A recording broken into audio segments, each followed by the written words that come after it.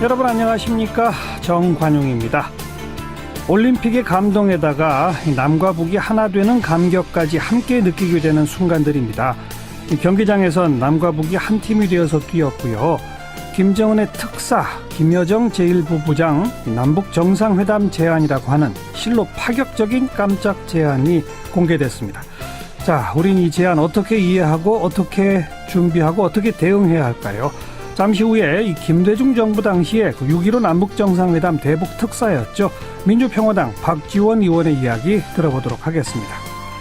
7시 5분 시작되는 2부 이슈 토크 시간에도 바로 이 남북정상회담 문제 그리고 올림픽 외교의 성과 문제 더불어민주당의 김현 대변인 그리고 보수 젊은 보수 시사평론가 장혜찬 평론가와 함께 토론해 보겠고요. IT 올림픽이라도 불리는 평창올림픽, 이 드론 오륜기 등 이 세계를 놀라게 하는 스펙터클들이 펼쳐지고 있는데 IT 평론가 데이터블의 이종대 대표의 설명도 들어보도록 합니다.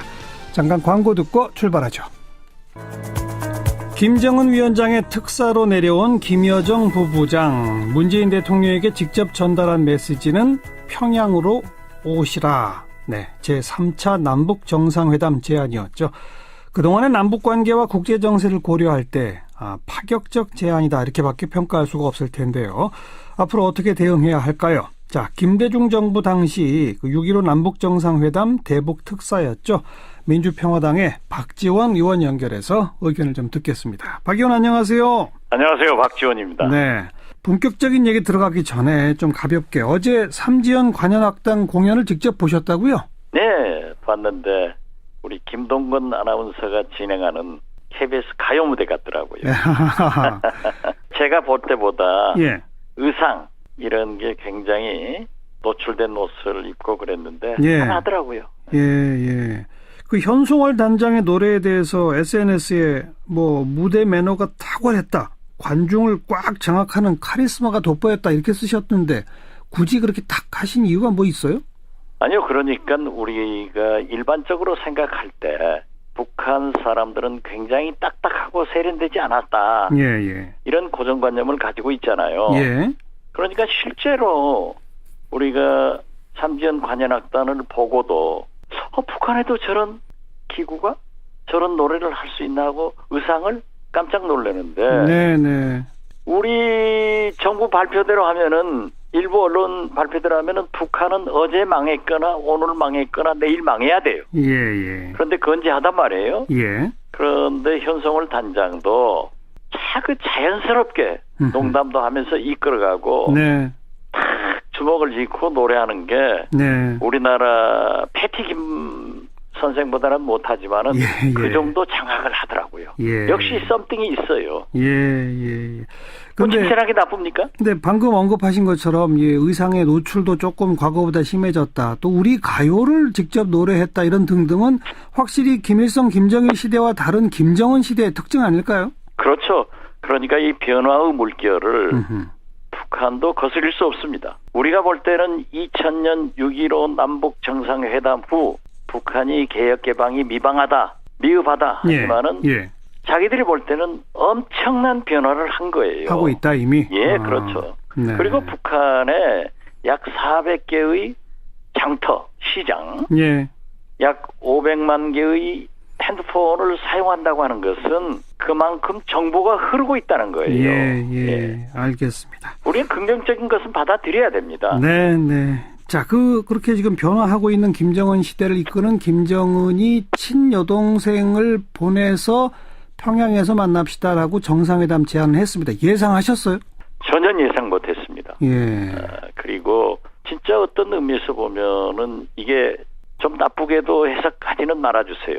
김정은 위원장이 세계를 가지고 놀고 흔드는 것 같아요. 네. 그래서 김여정 특사도 깜짝 쇼로 문재인 대통령에게 친서를 전달하면서 그렇죠. 정상회담을 제안한 것은 그렇죠. 이 허점을 찌르는 네. 그 특이한 외교술에 대해서는 김일성, 김정일, 김정은 똑같이 이어지고 있다. 네. 그래서 저도 깜짝 놀랐습니다. 예. 근데 그동안의 남북관계와 국제정세, 지금 핵 미사일 정국 등을 감안할 때 이건 정말 파격적 제안 아닙니까? 그 북한이 이런 제안을 한 의도, 배경 어떻게 해석하세요? 저는 문재인 대통령에게 남북 정상회담을 제안한 것은 북미 간 대화를 네. 트럼프 대통령과 대화를 하고 싶다. 예. 그렇기 때문에 그 브릿지, 그 다리 교량 역할을 해달라 예. 하는 긍정적인 면으로 받아들이고 예. 문재인 대통령께서 정상회담을 사실상 수용했지만은 문재인 대통령도 아주 그 멋있는 말씀을 했어요. 예. 그리고 먼저 북미 간의 대화가 선행돼야 된다 예. 하는 것은 남북 정상회담은 미국의 협력과 이해 없이는 절대 불가능합니다. 예. 그래서 참 문재인 대통령도 그 김정은의 저갑한 깜짝 답변을 했다. 네. 네. 높이 평가합니다. 네. 그 미국의 펜스 부통령이 우리나라에 와서는 뭐 상당히 강경한 자세를 보였습니다만 오늘 그 워싱턴 포스트 보도된 그 인터뷰 내용을 보니까 올림픽 이후에 남북 대화 좋다. 또 북미 간 대화도 할 수 있다. 다만 이 핵 문제 해결을 위한 강한 압박은 계속 한다는 전제로 뭐 이런 식의 표현을 썼던데 그러면 북한도 이제 남북 정상회담 같은 걸 미국도 양해한 거라고 해석해야 됩니까? 어떻게 보세요? 저는 이번 평창 동계올림픽을 위해서 수백 명이 방남했잖아요. 예. 올림픽 유해의 목적으로 왔단 말이에요. 네. 또 심지어 유엔 안보리에서 제재를 하고 있는 최희 예. 위원장도 왔단 말이에요. 예. 유엔 안보리에서 유해 조치를 해줬단 말이에요. 그렇죠. 그렇기 때문에 이번에 마치 문재인 대통령이 평창으로 가는 열차에서 그 말썽 많은 미국 NBC와 인터뷰를 해서 한미 군사훈련 연기를 요청하겠다 예. 했을 때도 저건 분명히 미국과 조율해서 하는 얘기다. 예. 그렇게 제가 지적을 했는데 예. 이번 일련의 사태도 미국의 협력과 이해가 아니었으면 됐겠느냐. 네. 그리고 펜스 부통령의 5분 참석하고 이석한 것도 네. 강한 메시지였습니다. 예. 그런데 오늘 지금 우리 정관용 선생께서 말씀하신 워싱턴 포스트와의 그러한 인터뷰. 네. 여기에 또 북한의 노동신문은요. 미국이 적대 정책을 철회하면은 미국을 겨냥해서 발사하지 않겠다. 예. 이렇게 돼가고 있으니까 저는 남북 정상회담도 북미 간의 관계 개선도 이루어지고 예. 반드시 미국이 협력하고 이해를 해서 예. 문재인 대통령이 남북 정상회담 하면은 이것은 북미 대화, 북한 핵 해결의 교량 역할을 문재인 대통령이 할 것이다. 예. 그래서 빠른 시일 내에 할 수 있도록 예. 했으면 좋겠다. 예. 이런 생각 같습니다. 그 빠른 시일이 언제입니까? 글쎄요. 그것은 미국의 의견이 협력이 이해가 가장 중요합니다. 네. 그런데 오늘 그 펜스 부통령의 이러한 북한과 대화가 준비돼 있다. 네. 빨리 그 비핵화 스케줄을 내라 하는 것은 굉장히 좋은 반응인데 네. 저는 그렇게 생각합니다. 혹시 우리나라가 대북 정책이 오목을 두면서 오목이 이제 오목. 네네. 오목을 두면서 바둑 두고 있는 것처럼 행세해서는 안 됩니다. 미국과. 어허. 제 경험에 의하면은 제가 대북 특사를 하면서 예. DJ는 미국하고 미국 대사 국무성 차관보 다 저하고 갔다 올 때마다 만나서 얘기를 하거든요. 예. 숨소리까지 얘기해줘라. 아. 그렇게 얘기하는데 예. 이번 김정은 위원장도 문재인 대통령에게 정상회담을 제안한 것은 네.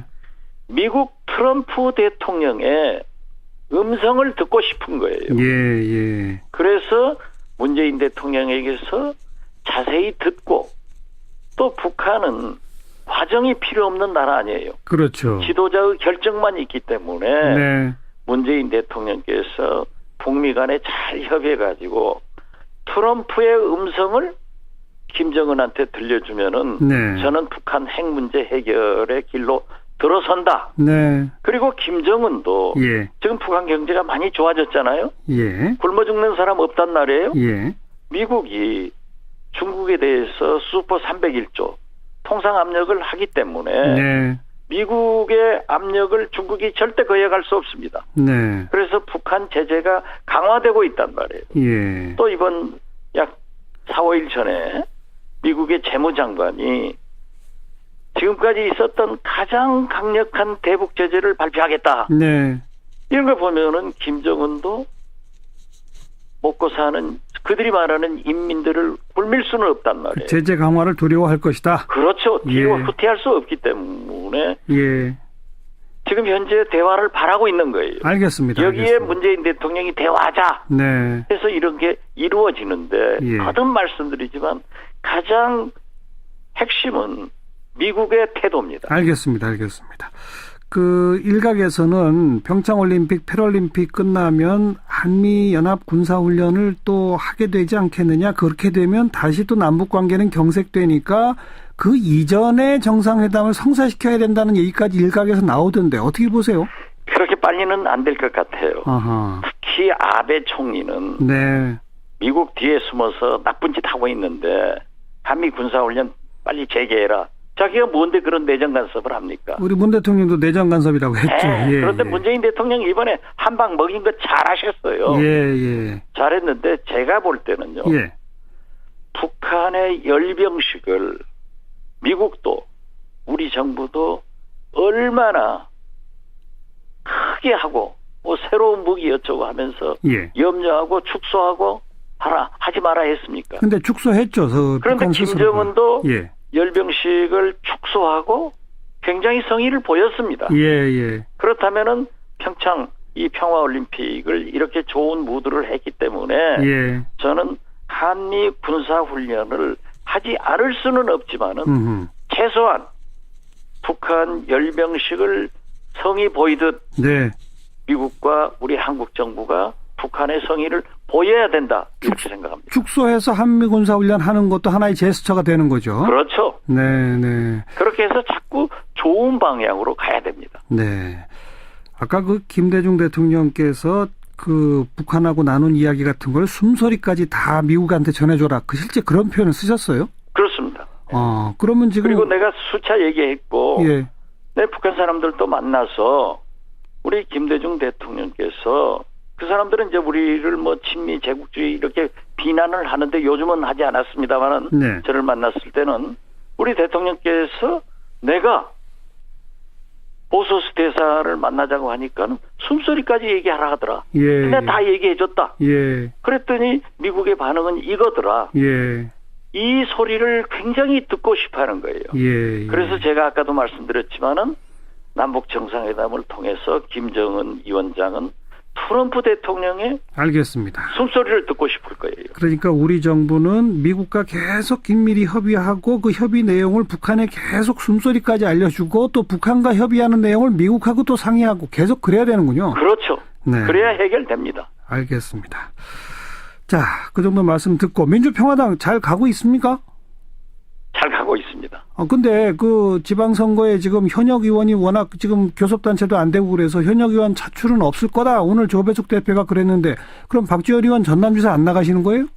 저도 광주에 가서 예. 함께 회의하고 지도부만 광주 기자들하고 회견하는데 저는 불참했어요. 네. 안 갔습니다. 네. 왜냐하면 제가 자꾸 나서면 안 좋으니까. 예. 그런데 조배숙 대표가 그렇게 얘기했다고 해서 저한테 많이 질문하더라고요. 예. 그런데 조배숙 대표가 물론 우리가 원내교섭단체 구성을 위해서 한석이 얼마나 필요합니까? 네.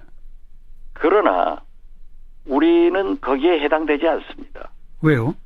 더불어민주당은 집권여당이기 때문에 예.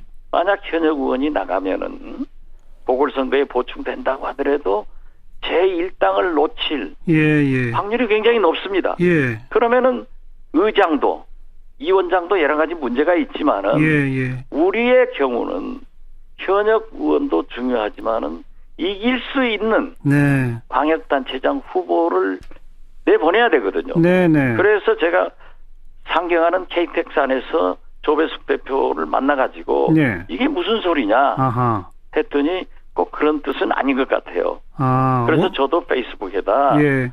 제가 전남지사를 나간다 안 나간다는 소리를 안 했지만은 예. 제가 쭉 돌아다녔잖아요. 예. 저를 믿고 준비하는 기초단체장이나 광역기초위원들이 지금 굉장히 어려움에 처해 있다. 네네. 그렇기 때문에 그런 소리 좀 안 해주셨으면 좋겠다. 예. 그랬더니 자기도 그런 의미는 아니다. 그래서 아. 이해는 했습니다만은 예. 적절하지 못한 발언이었습니다. 그러니까 현역 의원 차출 안 한다가 뭐 완벽하게 그냥 절대 없다는 건 아니다. 아, 그렇죠. 예. 박지원 의원은 그러니까 나가실 거죠? 아니요, 아직 결정되지 않았지만은 예. 저는 관심을 가지고 예. 작년 여름부터 7, 8월부터 알겠습니다. 돌았습니다. 오늘 여기까지 말씀드릴게요. 고맙습니다. 네, 감사합니다. 민주평화당 박지원 의원이었습니다. 윤태권 실장 어서 오십시오. 네, 안녕하세요. 이명박 전 대통령 그 평창 개막식에 참석은 했죠. 예.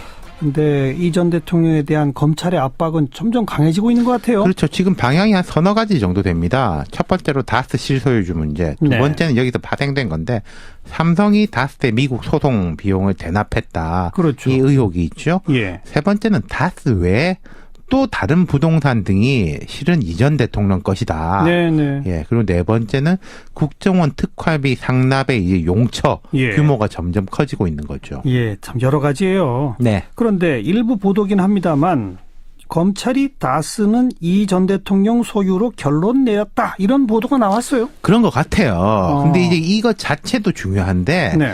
이게 두 번째 문제하고 연결됩니다. 두 번째라면 그 다스 소송 변호사비 대납. 그렇죠. 예. 이게 무슨 이야기냐면요. 예컨대 삼성이 최순실 씨한테 금품을 제공을 했잖아요. 네. 근데 이게 박근혜 전 대통령에게 대해 가지고 삼자 뇌물 공여죄가 적용이 되지 않습니까? 그렇죠. 박근혜, 최순실 두 사람이 경제 공동체니까 예. 최순실에게 돈 준 거는 박근혜 전 대통령 보고 준 거다 이렇게 네. 되는 건데 다스가 이 전 대통령 아무 관계가 없으면은 뭐 다스에다 삼성이 왜 돈을 줬을까 따로 따지는 건데 예. 이 전 대통령 거신 다스에다가 돈을 준 거면은 뇌물죄. 그냥 이 전 대통령한테 뇌물을 준 게 되는 거죠. 공무원한테 공직자한테 준 거기 그렇죠. 때문에. 네. 다스가 이 전 대통령 소유인지 여부는 그냥 다스는 누구 거냐 이것뿐만이 아니라 법률적으로 이 전 대통령의 뇌물죄 구성에도 큰 영향을 미친다 이런 의미로 확장이 되는 거죠. 그러니까 자기 재산을 남의 명의로 그냥 차명 재산 해놓은 거라면 그것만 뭐 따로 처벌할 수 있을지 모르지만. 그렇죠. 그건 좀 애매하고 또 도덕적인 문제인데 예. 그 차명 재산을 보호하기 위해서 공권력을 동원했다. 예를 들어서 미국 소송에 뭐 LA 주재 영사가 개입했다. 청와대 직원들이 개입했다. 이 의혹이 있지 않습니까? 그렇죠. 거기다가 또 그 차명 재산을 보호하기 위해 재벌이 소송 비용을 대납했다라고 하면은 이거는 예. 뭐 내 재산을 우리 형님 뭐 조카 명의로 해놓은 거하고는 차원이 달라진다는 거죠. 예. 그런 의미에서 다스의 실제 소유주가 이명박 전 대통령이 맞느냐 아니냐를 규명하는 거는 아주 중요한 거네요. 그렇죠. 단지 그냥 도덕적 문제가 아니라 법률적 적용의 범위가 달라지는 거라고요. 맞습니다. 예. 네. 그리고 뭐 여기 별장 저기 별장 뭐 이런 차명재산이 또 많잖아요. 예, 경기도, 경주, 전국 곳곳에 나온 부동산이 사실 이 건들은 과거에 이 전 대통령 대선 출마할 때부터 논란이 됐던 건데 예. 그때는 딱 떨어지는 증거가 부족했거든요. 예. 정황으로는 그런 것 같은데 뭐 누가 고백한 사람도 없고. 예. 그런데 이게 마치 둑이 터지듯이 한번 터지니까 직간접적인 증언과 증거들이 줄줄이 쏟아져 나오는 거죠. 네. 그 별장 인근 마을 주민들도 이제 막 서슴없이 입을 열더라고요. 그게요. 그죠? 예. 게다가 국정원 특활비 건 이것도 점점 더 커지죠. 그렇죠. 이게 애초에는 몇억 원, 이것도 큰 돈인데, 이게 뭐 임기 초에 총무비서관이 받아가지고 이리저리 썼다. 이게 뭐 과거 관행, 이런 식으로 출발을 했는데, 지금은 18대 총선 때 청와대가 진행한 여론조사 비용도 국정원 특활비로 썼다. 하하. 뭐 박재환 당시 정무수석이 아니 이게 내 사람은 기억이 안 나는데 당시 국회의원들한테 나눠가지고 정치 자금을 줬다 이런 이야기까지 했다는 말도 나오거든요. 예. 아니 그 특히 총선 대비 여론조사 비용 이거는 박근혜 정부랑 완전히 똑같은 모양이네요. 이게 사실이라면요. 이명박 정부가 박근혜 정부하고 닮은 꼴이 아니라 박근혜 정부가 이명박 정부 한 걸 보고 배웠다는 뜻이 되겠죠. 그렇겠죠. 과거 이렇게 하더라. 우리도 이렇게 하면 되나 보다. 총선 앞두고는 청와대가 여론조사를 주도한다. 그 비용은 국정원 돈 가져다 쓴다. 그러니까요. 이걸 이명박 정부 때 만약 그렇게 했었다. 그럼 박근혜 정부도 아니 그때 그렇게 했다는데 왜 우리는 안 해? 뭐 이렇게 된 거다. 그렇죠. 근데 아무튼 이건 아직 확인된 사실은 네. 아닙니다만은. 좀 뭐 이런저런 지금 우리 윤태곤 실장이 한 4가지 정도로 정리했는데 하나하나 다 상당히 구체화돼 가고 있잖아요. 그러니까요. 그러면 이 전 대통령에 대한 직접 수사 안 할 수는 없겠는데요? 그렇죠. 뭐 구속, 유무죄 이런 건 너무 성급한 이야기인데 이 전 대통령 검찰이 안 부를 수가 없을 것 같습니다. 예. 그리고 이런 이제 수사의 경우에는 뭐 매일매일 불러드릴 수는 없는 거 아니겠습니까? 아무래도 전직 대통령이니까 철저히 주변 수사하고 증거를 모은 다음에 예. 여러 가지 카드를 검찰이 손에 확실하게 쥔 다음에 한 분 불러가지고 딱 들이밀 거예요. 예. 근데 지금 제가 말씀드린 게 사실은 검찰 주변에서 흘러나온 이야기인데 검찰 주변에서 이런 이야기가 흘러나올 정도면은 검찰 입장에서는 뭐 상당히 준비가 돼 있다. 예. 이렇게 보는 게 맞겠죠. 예. 그렇다면은 그렇게 먼 일은 아닐 것 같아요. 올림픽 폐막 이후에는 초읽기에 들어갈 것 같습니다. 뭐 오늘이냐 내일이냐 다음 주냐 네. 이런 식으로. 네. 참고로 올림픽 폐막은 이달 25일입니다. 예. 아까 윤태곤 실장이 뭐 매일매일 부를 수 없잖아요. 이렇게까지 표현했는데 네. 사실 2번, 3번 부르기도 어렵죠. 그러니까 그렇죠. 말씀하신 것처럼 다 준비해 놓고 딱 한 번 소환. 인정하는 건 인정한다. 아니면은 증거를 이렇게 냈는데 본인은 인정하지 않았음. 이런 기록을 가지고 뭐 기소를 하든지 판단을 하게 되는 거죠. 구속영장 청구 여부에 대한 고민은 어떨까요? 그것은 모르겠습니다. 지금 이제 청와대에서는 워낙에 검찰이 알아서 하는 거다라고 이야기를 하고 있지만은 글쎄요. 이런 부분에 대해서는 이제 뭐 별로 좋은 이야기는 아닙니다만 이른바 정무적 판단에 대해 가지고는 여러 사람들의 머리가 아플 거예요. 아이고, 아직 거기까지 잘 모르겠군요. 네. 수고하셨습니다. 감사합니다. 윤태곤 실장이었습니다. 시사잡기 1부 마치겠습니다. 잠깐 뉴스 들으시고요. 7시 5분 2부에 다시 뵙죠.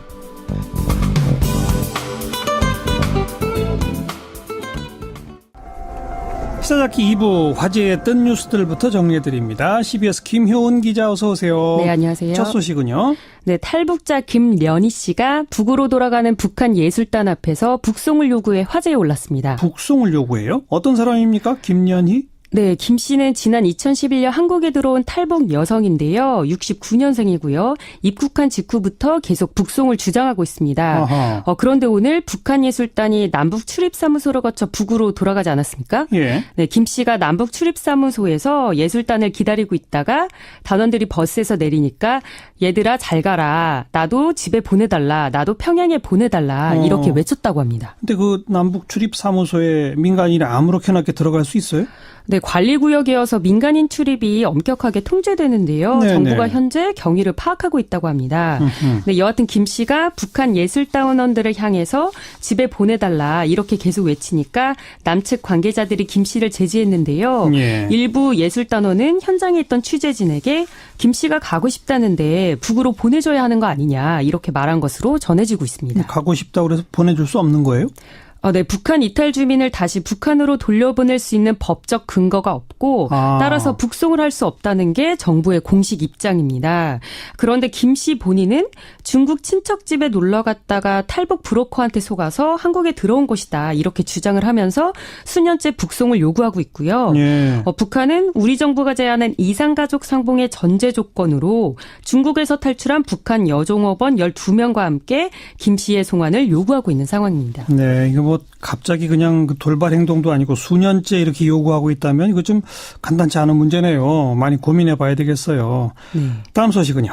네, 우리나라 최초로 올림픽 여자 스노보드 하프파이프에 출전한 권선우 선수가 아쉽게도 예선에서 탈락했습니다. 스노보드 하프파이프 네. 어떤 경기예요? 네, 일단 이게 좀 많은 분들에게 생소할 수 있는데요. 이렇게 원통을 반으로 자른 듯한 슬로프에서 점프 연기를 선보이거나 뭐 공중 회전 등을 하면 이를 점수화하게 되고요. 이쪽 저쪽으로 왔다 갔다 하면서 네. 예. 그렇게 예선에서는 2번의 기회가 있고 결승에서는 3번의 기회가 있는데 가장 높은 점수로 순위를 매기게 됩니다. 네. 네. 그런데 권선우 선수는 몇 등 한 거예요? 네, 그러니까 100점 만점에 35점을 받았고요. 24명 중에서 20위를 기록했습니다. 근데 이게 상위 12위 안에 들어야 결승에 진출할 수 있는데요. 이제 권선우 선수가 얼굴에 태닝 자국이 생길 정도로 연습을 많이 했다고 하는데 이제 열심히 준비해서 다음 올림픽에선 꼭 좋은 성적 낼 수 있으면 좋겠습니다. 네, 아쉽네요. 근데 오늘 뭐 실시간 검색어에 클로이 킴이라고 하는 이름이 나오던데 재미교포구 이 종목의 1등이라면서요? 네, 맞습니다. 부모가 모두 한국인인 미국 대표 선수입니다. 한국 이름은 김선이고요. 예. 4살 때부터 스노보드를 타기 시작해서 스노보드 신동, 천재 스노보더로 불렸고요. 올해 17살입니다. 현재 스노보드 하프파이프 세계 랭킹 1위 선수고요. 오늘 예선전에서는 압도적인 기량을 선보이면서 95.5점으로 예선을 가볍게 통과했습니다. 네. 네, 그리고 내일 결선에서 올림픽 첫 금메달에 도전하는데요. 딱히 경쟁자가 없어서 유력한 금메달 후보로 꼽히고 있습니다. 네. 오늘 밤엔 아이스하키 단일팀 두 번째 경기 열리죠? 네, 오늘 밤 9시 10분 남북 여자 아이스하키 단일팀이 세계 랭킹 5위 스웨덴과 조별리그 2차전을 치릅니다. 북한 응원단은 오늘도 단일팀 응원에 나선다고 하고요. 오늘 밤 9시 30분에는 출전이 번복됐었던 노선영 선수가 스피드 스케이팅 여자 1500m에 출전해서 메달에 도전합니다. 저도 방송 끝나고 응원해야 되겠네요. 자, 마지막 소식은요? 네, 세계적인 휴양지이죠. 필리핀 보라카이가 폐쇄될 수도 있다고 합니다. 왜요? 네, 보라카이를 시궁창이라고 부르면서 섬을 폐쇄할 수도 있다고 경고한 사람은 다름 아닌 필리핀 대통령인데요. 로드리고 두테르테 대통령이 현지 시간 9일 필리핀에서 열린 한 포럼에서 보라카이의 오염 정도가 재앙 수준이다. 섬이 정화되지 않으면 관광객들을 보라카이에서 몰아낼 수 있다. 이렇게 경고했습니다. 네. 네, 그리고 두테르테 대통령은요, 환경부 장관에게 6개월의 시간을 줄 테니 보라카이를 청소하라 이렇게 지시했다고 합니다. 정말 그렇게 오염이 심한가요? 시궁창이라고 부를 만큼? 네, 현지 언론에 따르면 보라카이에서 하수를 불법적으로 바다에 배출하는 공장이 늘고 있다고 합니다. 약 150곳의 사업장 가운데 제대로 된 하수 시설을 갖춘 사업장이 25곳에 불과하다는데요. 이 대통령의 강경 조치에 보라카이 주민들은 섬이 폐쇄되면 생계수단이 사라진다면서 반발하고 있는 상황입니다. 폐쇄하면 안 되죠. 청소하고 그리고 하수시설 제대로 갖추고 이래야죠. 네, 수고하셨어요. 네, 감사합니다. 김효은 기자였습니다. 매주 월요일 꾸며드리는 이슈 토크 시간. 오늘은 아까 일부 시간도 다루긴 했습니다만은 이 남북 정상회담 제안에 대해서 또 올림픽 외교의 성과에 대해서 토론해 보도록 하겠습니다. 매주 원숙한 진보 최민희 전 의원이 수고해 주셨는데 급하게 외국 출장이 지금 잡혀서요. 오늘은 더불어민주당의 김현 대변인이 나오셨습니다. 김 대변인 어서 오십시오. 네, 안녕하세요. 더불어민주당 대변인 김현 인사드리겠습니다. 네, 그리고 젊은 보수 시사평론가 장혜찬 씨 어서 오세요. 안녕하세요. 장혜찬입니다. 두 분은 처음 보시나요? 네, 처음입니다. 네, 이름이 처음 예찬이라 그래서 제가 이름에서 예찬하게 만든다고 칭찬해드렸습니다. 인사 좀 나누시고. 네, 저는 자꾸 이렇게 거물들을 모셔서 또 바짝 긴장하고 있습니다. 아, 그래요? 네, 반갑습니다. 뭐 젊은 패기로 하시는 거니까. 네. 자, 뜨끈뜨끈한 이슈부터 던지겠습니다. 정말 그동안의 남북관계, 국제정세 등등을 감안할 때 평양으로 오시라라고 하는 김정은 위원장의 친서, 파격적이라고밖에 말할 수가 없는데 두 분 우선 어떻게 평가하시는지 김현 대변인. 저는 청와대 김여정 1부 부장이 들어갈 때 나중에 보니까 트렁크가 아니고 007 가방. 007 가방이죠. 트렁크가 아니라 그게 친서를 담은 가방이었잖아요. 나중에 보니까 그 가방이 굉장히 인상적이었습니다. 그러니까 그리고 이제 두 손으로 문재인 대통령한테 건네는 모습 또한 감격적이라고 얘기하면 너무 과하나요? 근데 저는 굉장히 놀라웠고 사실 어저께 8일, 9일, 10일 이어지는 예술단 공연은 제가 강릉 가서 직접 추 대표 모시고 직접 받고 현종월 단장하고도 한 10여 분 정도 이제 대화를 나누는 시간이 있어서 되게 이제 뜻깊었다. 그리고 이제 개막식도 워낙에 좋았지 않습니까? 김연아 선수의 성화 마지막 피겨 스케이트 타면서 감동적인 것, 이루 말할 수 없는, 흠잡을 데가 없는 개막식이다라고 외신에서도 평가할 정도로 국민들에게 감동을 줬는데, 거기서 더 가서 이제 청와대에 1박 2일 동안의 그런 일정이 하여간 이 40여일 동안 이제 남북 관계가 긴장해서부터 이제 개선되는 과정이 정말 네. 숨가쁘게 달려오면서 전 세계에 대한민국이 얼마나 위대한지를 다시 한번 이제 뭐 만끽하는 그런 계기가 되지 않았나 싶습니다. 네.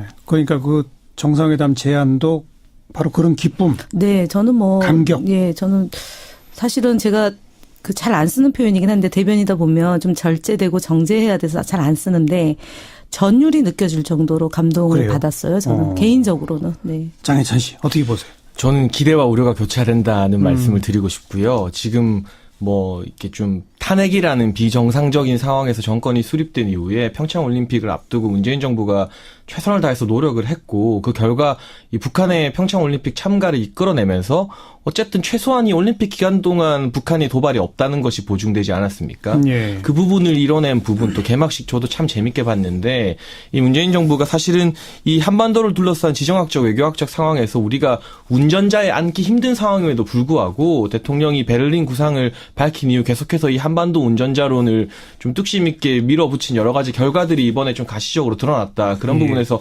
기대하는 부분이 있고 국민의 사람으로서 뭐 칭찬해드리고 싶은 부분이 분명히 있다. 그러나 이제 평창 이후가 상당히 또 우려되는 상황이거든요. 기대와 동시에 지금 우리 펜스 부통령 이번에 왔다 가면서 강경한 메시지를 굉장히 많이 남겼습니다. 그리고 이후에도 다루겠지만 지금 백악관에서 평창올림픽 이후 북한을 향한 대규모 해상 봉쇄를 준비하고 있다는 외신 보도들이 연이어 나오고 있습니다. 네네. 이런 상황에서 이 문재인 대통령께서 중심을 잘 잡아서 한미동맹은 한미동맹대로 굉장히 굳건하게 공조를 가져가고 또 4월에 우리가 한미연합훈련 만약에 재개하게 되면 북한이 극렬하게 반발할 거 너무 뻔히 보이는 상황이잖아요. 그렇죠. 이 북한과의 대화 모드는 또 대화 모드대로 이끌어 가야 하는 이 중치에 대한 어려운 현실 속에 있기 때문에 좋은 결과지만 낙관하긴 이르고 이런 기대와 우려가 있으니 앞으로 또 정부의 많은 또 기대감과 또 이런 걸 가지고 지켜봐야 될 것 같습니다. 이런 우려의 목소리는 어떻게 들으세요? 저는 지난번에 이제 그 한미 연합 군사 훈련을 그 올림픽 기간 동안에 중단하기로 이제 그 문재인 대통령하고 트럼프 대통령이 전화 통화에서 합의했죠. 합의가 했죠. 그때 예. 그것을 남북 대화를 해서 북미 대화가 이루어질 수 있도록 하겠다는 그 문재인 대통령의 제안에 트럼프 대통령이 100% 지지한다라고 얘기를 했습니다.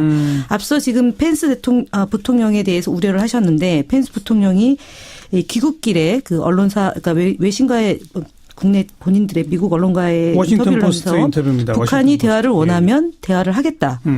이것을 분석한 그 이제 우리 즉 국내 언론에서 미국과 북한 간의 대화를 위한 문재인 대통령의 촉구가 진가를 발휘하는 계기가 아니냐라고 분석하는 것도 있습니다. 제가 볼 때는 실제로 그 펜스 부통령이 그 평창 올림픽 때 참여해서 보여줬던 태도와 행동하고 다르게 돌아가면서는 조금 더 이 평창올림픽의 성공과 그다음에 문재인 대통령의 이 남북관계의 진전을 위한 노력 그다음에 북미 대화의 필요성까지 갖고 그다음에 미 백악관에서도 이 그 긍정적인 신호를 보내고 있기 때문에 제가 볼 때는 물론 뭐 그 진짜 옥동자를 낳는 과정에서 정말 조심조심해야 되고 돌다리도 두들겨 가야 되겠지만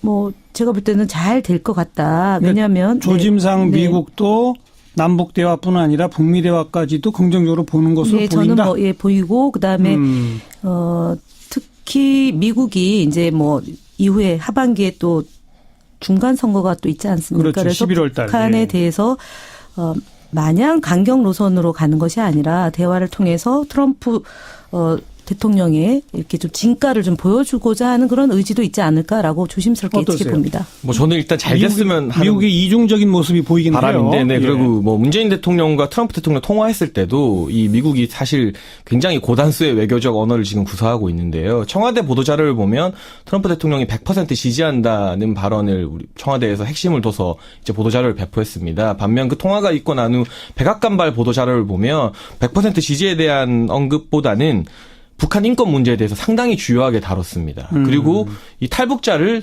초청해서 국정연설을 시키고 펜스 부통령 같은 경우도 한국에 와서 일정 중에 이제 오토 원비어 북한에서 예. 억류되어 있다가 사망한 오토 원비어 부친과 함께 와서 국내 탈북자들을 만나서 뭐 탈북 작가라든가 이런 분들을 만나서 탈북자들의 냉엄한 현실에 대해서 그리고 북한 정부의 어떤 인권 유린 현상에 대해서 강하게 질타하는 모습을 많이 보였었고요. 이 미국으로 돌아간 마이크 펜스 부통령이 어떻게 밝혔냐면 이 미국은 북한 정권의 선정과 가식이 문제없이 국제 무대에 퍼지도록 방관하지 않을 것이라는 트윗을 남겼습니다. 펜스 부통령 같은 경우는. 그리고 문재인 대통령과 어떤 이야기를 했냐 밝혀 묻는 기자의 질문에 우리는 이 미국과 한국의 국제 제재가 북한을 대화의 장으로 끌어올렸는데 동의를 했다. 네. 그리고 앞으로 트럼프 대통령과 문재인 대통령이 함께 공조해서 미국과 한국이 함께 공조해서 이전에 없었던 역사상 가장 큰 폭의 새로운 제재를 가하는 것에 대해서 긍정적으로 이야기했고 뜻이 일치했다. 이런 발언을 문재인 대통령과 만난 뒤에 펜스 대통령이 했습니다. 그렇기 때문에 이 미국에서는 평창 이후에도 북한이 먼저 비핵화라는 카드를 들이밀지 않는 한 조건 없는 대화보다는 더 새로운 차원의 제재로 계속해서 제재를 가야만 북한이 자기의 카드를 하나둘 버리고 대화로 나올 거라는 생각을 하고 있는 것으로 보여지고요. 반면 우리가 그 부분에 발을 맞추지 못하고 이번에 화해 분위기가 무르익었으니 좀 너무 나이브하게 상황을 판단한다면 이 미국과 북한 그리고 여러 열강들 사이에서 상당히 곤란한 상황에 처할 수도 있을 것 같다는 좀 우려도 분명히 제시는 하고 싶네요. 지금 김현 대변인과 장해찬 씨가 하신 말씀이 다 팩트예요. 워싱턴 포스트와의 인터뷰에서 그렇게 말한 게 맞고 트위터에 그런 거를 남긴 것도 맞아요. 같은 사람이. 그죠? 그러니까 결국 미국이 한 입에서 강원의 양 목소리가 지금 나오고 있는 거, 그거는 팩트란 말이에요. 근데 이걸 우리가 이제 어떻게 해석하고 어떻게 핸들링 해 나갈 것이냐. 그게 앞으로 우리한테 맡겨진 과제 아니겠습니까? 그러니까 하나는 이제 우리 그 대한민국을 향해서 메시지를 주는 거고요. 문재인 정부의 그 노력과 성과에 대해서 긍정적으로 평가하고 앞으로 북미 대화를 잘 해 나갔으면 좋겠다라는 대통령의 제안에 대해서 화답한 측면이 있는 거고요. 또 한편에서는 북한이 비핵화라는 카드가 나온다 하더라도 북한 내부의 인권 문제, 특히 천착하고 있는 게 미국은 인권 문제에 대해서 집요하게 천착하고 있는 거 아니겠습니까? 이거는 북미 대화뿐만이 아니라 북미 대화 이후에 그러니까 서로 양국을 인정하는 그 과정까지 남아 있는 거지 않습니까? 이것이 김대중 정부나 노무현 정부 때 이제 남북 대화가 이루어지고 그다음에 북미 대화가 진행되고 육자회담이 진행될 때 미국의 태도였다는 점이죠. 그러니까 미국은 대통령이 바뀌어도 국무부에서 꾸준히 북한에 관련된 것을 어떻게 할 거냐를 가지고 논의를 해왔기 때문에 그 것의 연장선이라고 봅니다. 그래서 저는 중요한 것은 트럼프 대통령이나 뭐 펜스 부통령의 입장도 중요하지만 미 국무부가 어떻게 북미 관계를 풀어나가는지 그렇죠. 이것이 핵심 포인트라고 봅니다. 그래서 두 가지의 양원 전략이라고 보는 것은 메시지가 전달되는 창구가 두 군데로 향하는 것이고요. 그래서 북한이 어떻게 나올지에 대해서도 미국이 보겠다라는 것이라고 봅니다. 그래서 저희가 이제 그 외려 공화당일 때 미국이 공화당이 집권했을 때 남북 관계가 긴장보다는 조금 대화 국면이 가고 미국이 민주당이 집권했을 때는 사실은 좀 경색되고 이게 좀 엇박자가 났던 거지 않습니까? 그러네요. 그러니까 미국이 민주당이 집권했을 때가 저희 이제 대한민국의 경우는 이명박 박근혜 정부가 그렇죠. 집권을 하면서 남북 관계가 단절, 긴장 뭐 이런 식으로 진행이 됐고 그래서 어쨌든 그런 뭐 우연으로 갖고 이제 포장할 문제는 아니고 여하튼 간에 트럼프 정부 또는 미국을 바치고 있는 국무부의 입장 이것이 이후에 그러니까 정말 그 전쟁은 더 이상 있어서는 안 된다라는 것 그다음에 평화가 경제다라는 저희들의 간절함도 있는 거고 미국에서의 객관적 태도를 통해서 북미 간의 대화가 진행이 된다라면 저는 뭐 기후 우려 이런 것보다는 좀 긍정적인 방향으로 좀 진행이 되지 않을까. 그리고 긍정적인 방향이 될 수 있도록 저희가 노력을 또 기울여야 되는 것 아닌가 싶습니다. 장해찬 씨. 말씀하신 것처럼 미국과 국제사회는 북한 인권 문제를 굉장히 주요한 이슈로 다루고 있습니다. 그러나 이번에 탈북 작가 이모 작가와 함께 여러 명의 탈북자들이 펜스 부통령과 국내에서 회담을 한 자리에서 어떤 아쉬움이 나왔냐면 미국과 국제사회는 이 북한 인권 문제에 대해서 지금도 예를 들면 이 김정은의 여동생이 와서 화려한 조명을 받고 기빈 대접을 받는 이 현실에도 탈북자들을 비롯해 북한의 어떤 수용소에 있는 분들 정말 많이 고생하고 있는데 가장 그 직접적 당사자라 할 수 있는 대한민국에서 오히려 북한 인권 문제를 지금 정부에서 언급하기를 꺼리는 것 같다. 왜냐하면 이 트럼프 대통령과 문재인 대통령의 통화 이후에도 백악관 보도자료에는 북한 인권 문제를 가장 주요한 이슈로 논의했다고 나와 있는데 청와대 보도자료에는 그게 담겨 있지 않았어요. 이 청와대 해명은 그 부분을 이제 좀 중시하지 않은 게 아니라 미국과의 100% 공조를 하기로 했다는 부분을 중시하기 때문에 그 부분을 앞서서 보도자료에 나간 거라고 해명을 했지만 사실 누가 봐도 북한 인권 문제에 대해서 언급하게 되면 북한과의 관계가 경색될까 봐 너무 많이 꺼려하는 것 아닌가 하는 모습에 있어서 저는 북한과 이 화해 모드를 조성하는 것도 좋지만 그 부분은 국제사회의 분명한 원칙 그리고 인권은 사실 민주진보의 첫 번째 가치 아닙니까? 그 부분에 대해서 이 정부가 분명한 원칙 있는 모습을 좀 더 보여줬으면 하는 아쉬움이 있고요. 지금 이제 국무부 말씀해 주셨는데 지금 렉스 틸러슨 국무부 장관 그리고 매티스 국방장관 같은 경우는 미국 내에서 비교적 온건파에 해당합니다. 그러나 이 온건파에 해당하는 렉스 틸러슨이나 매티스 같은 경우도 지금 북한에 대한 해상 보안 강화 등 추가 조치의 필요성을 계속해서 언급하고 있어요. 네. 그럼 미국 내 매파는 누구냐? 이제 맥메스터 국가안보보좌관이라고 할 수 있는데 맥메스터 보좌관 발로 뭐 코피 전략 이런 것들이 나왔던 겁니다. 선제적인 그렇죠. 무력 타격이 필요하다. 그런데 이 온건하다고 할 수 있는 렉스 틸러슨 국무장관이나 매티스 국방장관이 추진하려는 해상 보안 조치, 쉽게 말하면 일정 부분의 해상 봉쇄까지도 우리 입장에서 봤을 때는 너무 나간 거 아니냐 이렇게 볼 수 있거든요. 제가 봤을 때 이 워싱턴의 분위기와 이 한국 내의 분위기가 상당히 그만큼 간극이 있기 때문에 좀 더 원활한 소통과 지속적인 교류로 이 부분의 간극을 좀 메울 필요가 있어 보인다. 이게 간단한 문제는 아닌 것 같고요. 정상회담 이제 북한으로 가는 것 뭐 논의가 돼야 되는데 2000년도나 2007년과는 상황이 다른 게 2000년 정상회담 같은 경우 이제 페리 프로세스라고 하죠. 민주당 클린턴 행정부의 윌리엄 페리 대북 조정관이 당시 있었습니다. 이 페리 프로세스에 기반해서 굉장히 탄탄하게 한미 공조가 이뤄진 상황에서 2000년도 정상회담이 가능했었고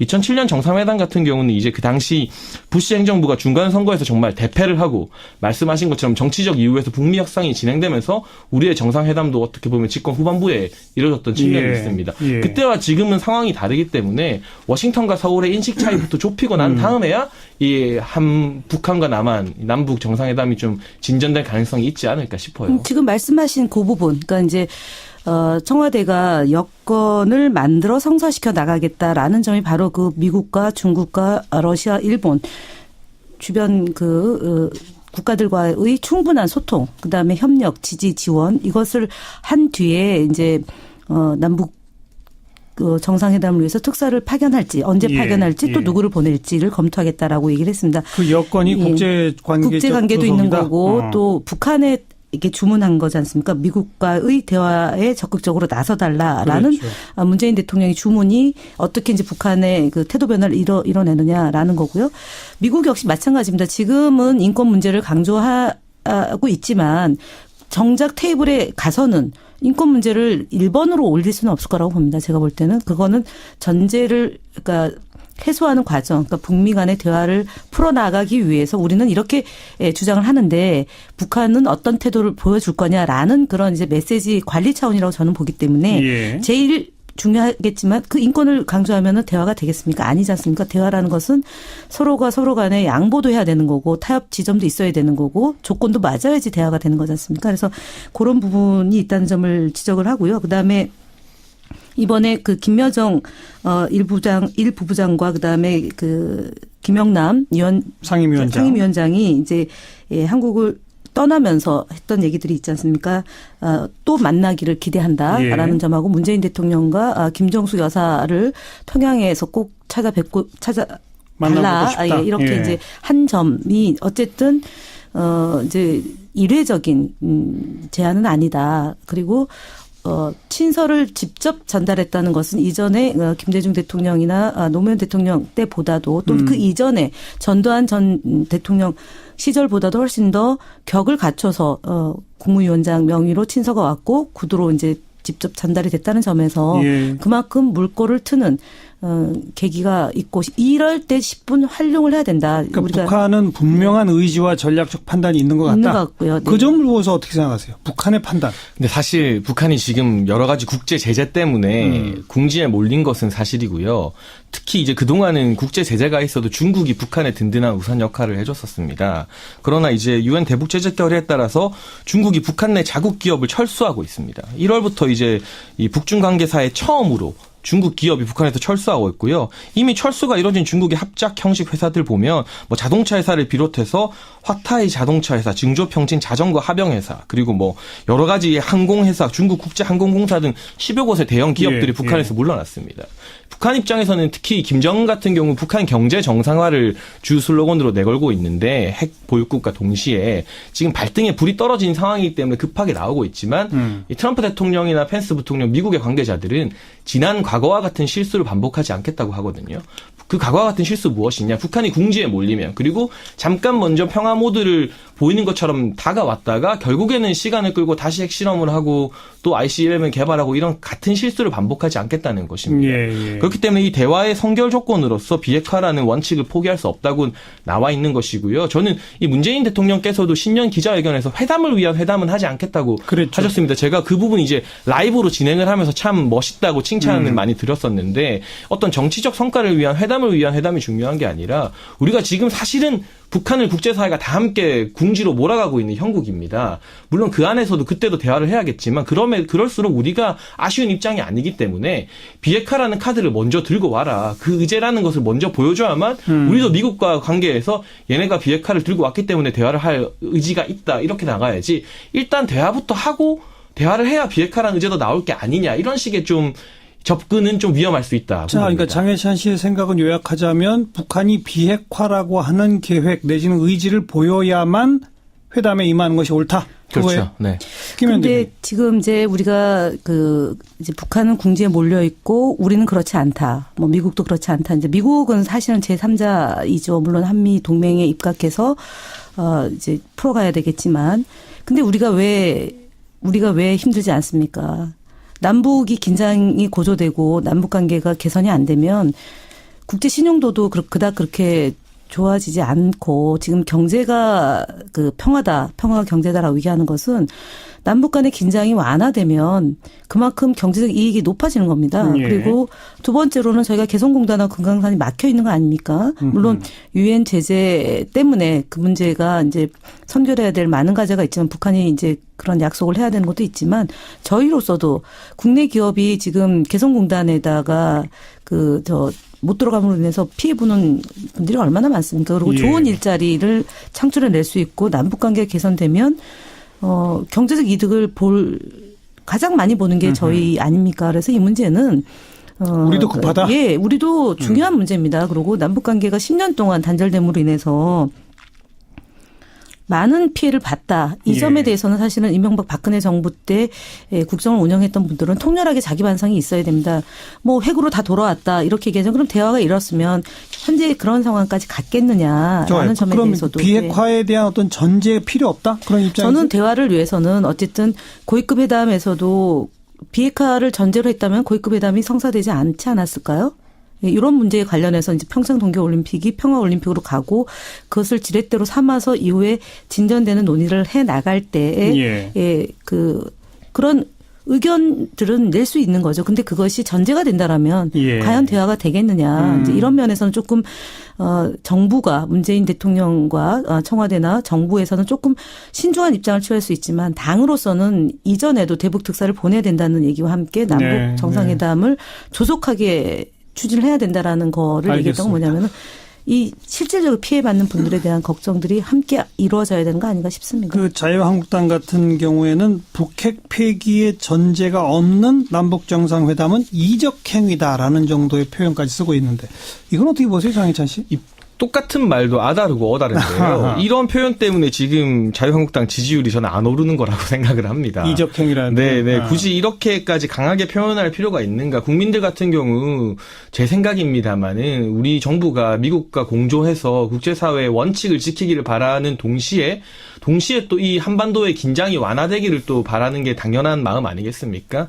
그런데 이렇게 이적 행위 그리고 뭐 너무 막 갈등 구도로 야당에서 몰아붙이는 게 저는 좀 문제인 것 같고요. 그러나 분명한 것들은 이런 북핵 폐기 전제 없는 비핵화라는 전제가 없는 회담에 대해서 문제 제기를 할 필요는 분명히 있습니다. 야당에서 문제 제기를 할 필요는 분명히 있고 설령 뭐 비핵화라는 전제를 두지 않고 정상회담을 추진하고 싶어도 지금 우리를 둘러싼 특히 미국의 태도가 워낙 완강하기 때문에 비핵화 이슈 없이는 대화가 없고 추가로 계속 그쪽에 아까도 말씀드렸지만 온건파인 렉스 틸러슨 국무장관 같은 분들도 해상 봉쇄까지는 가야 된다는 알겠습니다. 말을 하고 있기 때문에 실현이 어려울 거라고 봅니다. 그런데 저는. 이게 참 남북 관계와 국제 정세를 분석하는 모든 전문가들이 이구동성으로 하는 얘기가 북한은 지난번에 핵실험 그리고 ICBM급의 미사일 발사 성공 이후에 핵강국으로 완성했다라고 선언한 것이 바로 그게 이제 대화 국면으로 가려고 하는 신호 아니냐라고들 보통 해석하지 않습니까?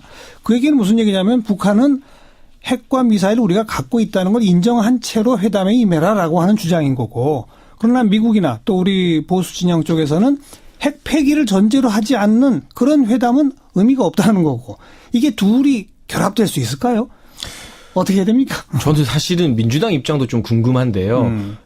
예를 들면 북한을 과연 핵 보유국으로 인정하고 그 지위를 인정하고 북미 평화협정을 체결하게 해야 한다는 일각의 진보 진영의 주장도 있습니다. 이에 대해서 민주당에서는 어떤 당론을 가지고 있는지도 한번 꼭 이 자리를 빌어서 여쭤보고 싶습니다. 저희는 인정하지 않고요. 그러니까 비핵화는 기본입니다. 저희 당론이라고 봐도 됩니다. 그리고 문재인 대통령 역시도 비핵화는 해야 된다라는 것에 대해서는 변함없는 의지입니다. 그러나 어쨌든 그 과정에서 대화가 단절되고 지난 이명박 박근혜 정부 때 이 정상회담이 사실은 준비조차도 안 됐던 유일한 두 정부 아니겠습니까? 전두환 정부나 심지어 박정희 정부조차도 7.4 남북 공동선언을 통해서 남북관계를 개선하려고 했던 의지가 있었던 정부이지 않습니까? 그 문제를 다시 한번 말씀을 드리겠고, 지금 그 비핵화 문제가 그 전제가 되고 그것이 대화의 조건이다 그러면은 대화할 수 없을 수 있습니다. 그렇기 때문에 만나서 대화를 하다 보면 왜 우리가 비핵화로 갈 수밖에 없느냐. 핵무장을 통해서 체제가 수호되는 게 아니다. 평화만이 답이다라고 하면서 핵동결을 해내야 되는 것이고요. 그걸 통해서 휴전협정에서 평화협정으로 가는 거고, 그다음 전시작전 지휘권 문제도 있는 거고, 넘어야 될 산들이 많지 않습니까? 그래서 한 계단 한 계단 오르다 보면 신뢰가 쌓이고 우리가 같은 민족이다, 같은 말이다라는 것이, 오늘도 이제 그 태권도 북 선수단 그 공동 행사에 다녀왔는데 그때 했던 말이 그렇습니다. 저희 쪽 그 대표자가 같은 말을 쓴다는 것만으로도 시간을 절약할 수 있다. 그래서 이제 얘기를 하는 건데, 어쨌든 만나다 보면 그 신뢰가 형성이 되고, 관계 개선되지 않을까 민주당의 싶습니다. 입장은 비핵화는 기본 전제니까 비핵화를 이루어내기 위한 대화. 이 말인 거고. 네, 그렇습니다. 장해찬 씨. 저는 이미 우리가 비핵화를 전제로 한 대화. 그렇죠. 그리고 이미 올림픽 과정에서 북한에 대해서 여러 가지 예외적인 조치들을 허용해 줬습니다. 국제사회의 제재와 반하는, 국제사회에 물론 합의를 얻어서요. 그런 예외적 조치를 통해서 이만큼 온 것도 저는 우리 정부가 최대한 노력했고 북한에 많은 것을 또 양보했다고 봅니다.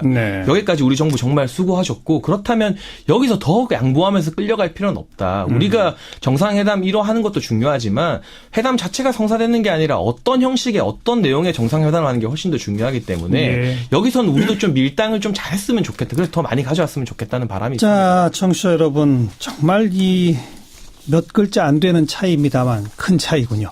비핵화를 이뤄내기 위한 대화이냐, 비핵화를 전제로 한 대화이냐. 정말 몇 글자 안 나지만 차이가 크네요. 그 사이에서 우리 정부가 잘 좀 실력을 발휘해서 많은 국민의 이 공감대를 끌어내는 것도 또한 중요한 거니까요. 그렇게 실력을 좀 발휘해 주길 우선 기대해 보겠습니다. 오늘은 여기까지 토론하죠. 더불어민주당의 김현 대변인, 그리고 시사평론가 장해찬 씨, 두 분 수고하셨습니다. 네, 감사합니다. 사운드 오브 뉴스입니다. 김민아 기자, 어서 오세요. 안녕하세요. 오늘 들어볼 소리는요? 어제 이제 북한 삼지연 관현악단이 서울에서 공연을 했죠. 이 소리를 같이 들어보시죠. 예.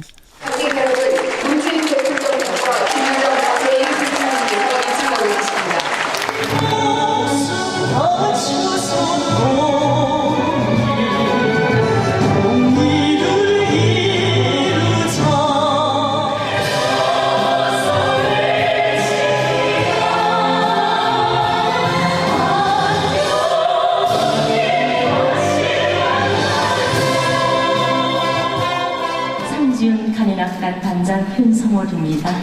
하해와 다람이 합창 소리에 저희 작은 목소리도 합치고 싶어서 평양에서도 다 들리게 큰 박수를 부탁드립니다.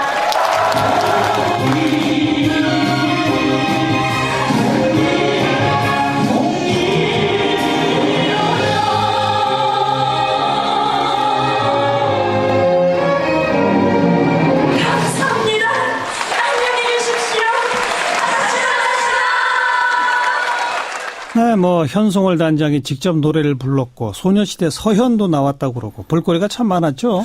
그렇습니다. 이 현송월 단장은 아무래도 뭐 가수 출신이니까요. 직접 나와서 뭐 백두와 한라는 내 조국 이런 노래를 불렀는데요. 이 가사 일부에 원래 제주도 한라산도 내 조국입니다 이런 부분이 있었는데 이게 여러모로 민감한 부분이 있다 보니까 한라산도 독도도 내 조국입니다 이렇게 바꿔 불렀다고 합니다. 일부러 독도를 넣었군요. 그렇습니다. 예. 근데 이게 또 지난 8일 강릉 공연에서도 똑같이 이렇게 불렀는데 일본이 이때 이제 항의를 했다고 하거든요. 뭐 독도 문제는 자기들 영토 얘기와 맞물려 있다 이 얘기를 하는 거죠. 아니 그래도 북한 공연단이 부르는 노래에 무슨 또 항의를 해요. 그러게 말인데 아무튼, 여러모로 예, 뭐 여러 가지 골치 아픈 이런 이 움직임을 계속 보여서 계속 뭐 논란인데 또 말씀대로 소녀시대 서현도 나왔거든요. 이건 이제 우리가 남북 합동 공연을 애초에 북한 측에 계속 요구를 했는데 여기 이제 북한이 좀 난색을 표하던 상황이었는데 마지막에 논의가 급진전이 되면서 바로 전날에 섭외가 됐다고 합니다. 그래서 리허설도 없이 이제 무대에 올라가는 그런 상황이었다고 하고요. 예. 이제 우리의 소원은 통일 이 노래를 부르면서 좀 화기애애한 장면이 연출이 됐습니다. 김영남 북한 최고인민회 상임위원장이 이걸 보면서 눈물을 흘리기도 해서 여러모로 좀 뜻깊은 모습이었다 이런 평가가 나오고 있죠. 네, 다음 뉴스는요. 이건희 삼성그룹 회장의 차명 계좌 이게 1,500개에 육박하는 것으로 드러났다라는 보도인데요. 금융감독원이 오늘 제출한 자료를 보면 금감원은 이건희 회장 차명 계좌를 총 1,229개로 파악을 하고 있습니다. 네. 여기에 경찰 수사를 통해서 드러난 한 260개를 합치면 차명 계좌 숫자는 총 1,489개라는 결론에 이르게 되는데요. 이 차명 계좌들은 1987년부터 존재를 했고 2007년까지도 계속 개설이 되어 왔는데 이 중에 1,133개가 증권 계좌, 나머지 이제 96개가 은행 계좌였다고 합니다. 주로 증권 계좌네요. 그렇습니다. 주로 뭐 삼성증권에 개설돼 있었겠죠? 그렇습니다. 이제 금융감독원이 파악한 증권 계좌 중에 918개가 삼성증권에 개설이 돼서 거의 대부분이 이제 삼성증권에 있었던 건데요. 네. 이건희 회장 차명 계좌 대부분이 이렇게 증권 계좌인 형태인 것은 주식 형태로 되어 있는 이건희 회장의 차명 재산을 보관한 이런 상황이었기 때문인 건데 예. 사실상 삼성증권이 금융실명제 시행 이후에 이건희 회장의 차명 재산을 관리하는 사금고처럼 기능했다. 이런 추론을 할 수가 있는 대목이라는 것이죠. 예. 지금은 만약에 이 금융회사의 어떤 대주주가 뭐 이런 이제 그 사금고처럼 금융회사를 이용하게 되면 대주주로서 부적격 판정 이런 것을 받게 되는데요. 이러한 조치의 근거가 금융회사 지배구조에 관한 법률이기 때문에 이건희 회장한테도 적용이 되는 거냐 이걸 두고서는 이제 뭐 여러모로 말이 많았던 것 같습니다. 네. 결론적으로는 이 법률은 2016년 8월에 시행이 됐는데 차명계좌 개설은 그 이전에 발생했기 때문에 일단은 삼성 금융계열사들에 대한 이건희 회장의 대주주 지위 이것은 좀 영향을 받지 않을 것이다. 이런 분석이 나오고 있습니다. 그럼 차명에 대한 과징금 부과는 어떻게 돼요? 이것도 좀 복잡한 상태인데요. 오늘 법제처가 일단 과징금을 부과해야 한다 이런 유권 해석을 내놨습니다. 금융위는 이를 이제 수용하기로 했고요.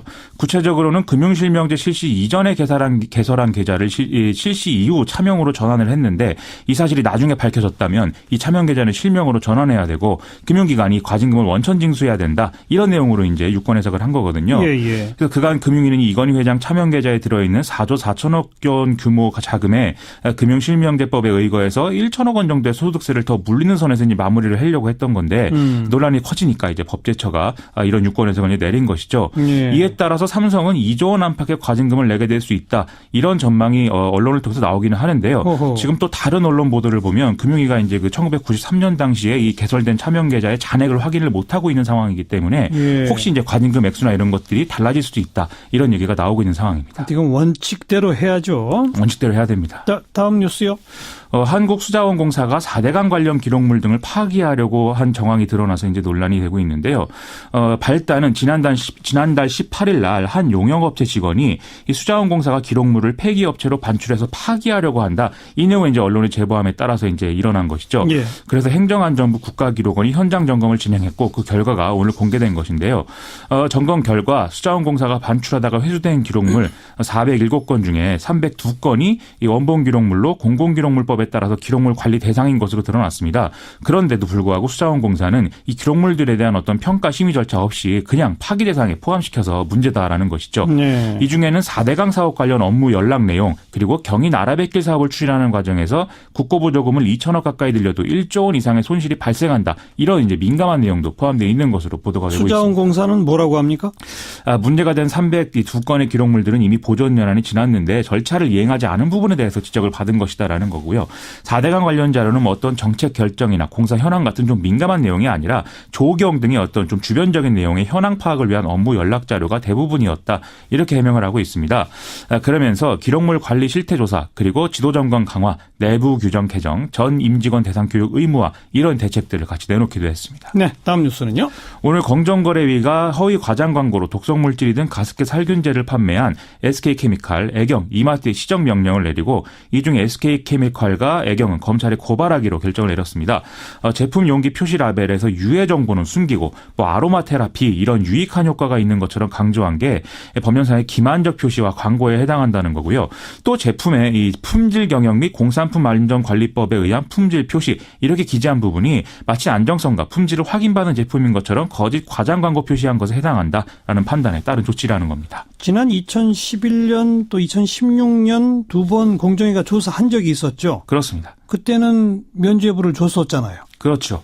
7년 만에 잘못을 인정한 거네요. 그런 셈이 됐습니다. 예. 과거 조사에서 이제 아로마 테라피 뭐 이런 부분은 아예 보지도 않았다고 하는 거고요. 또 품질 표시 부분도 뭐 적극적으로 표시한 게 아니어서 문제가 없다. 이렇게 판단했었던 것인데 결정적으로 이 대목에서 좀 판단이 달라진 셈입니다. 공정위 판단이 달라진 핵심 이유는 환경부 관계자를 통해서 가습기 살균제 성분의 유해성에 대한 객관적으로 신뢰성 있는 역학조사 결과를 확인했기 때문이다. 이렇게 설명이 나오고 있는데요. 예. 2011년에는 유해성 관련 결론이 나오지 않은 상태로 간주를 했던 것이고 2016년에는 아예 환경부의 공식 의견을 요구하지 않았어서 또 문제였던 것이죠. 아하. 오늘 김상조 공정거래위원장은 당시 과정에 외압이 있었던 증거는 찾지 못했다. 이렇게 또 설명을 했습니다. 검찰에 고발했다는데 공소시효 만료된 건 아니에요?